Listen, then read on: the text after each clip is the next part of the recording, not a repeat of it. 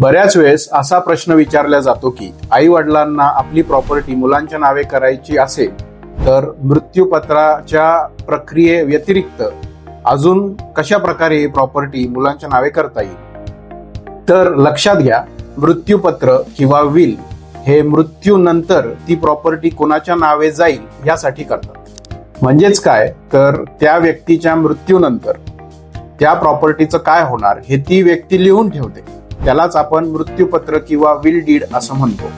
परंतु जर ती व्यक्ती जिवंत असताना त्या व्यक्तीला ती प्रॉपर्टी ट्रान्सफर करायची असेल तर ती व्यक्ती ते गिफ्ट म्हणून देऊ शकते, त्याला आपण गिफ्ट डीड किंवा बक्षीसपत्र असं म्हणतो।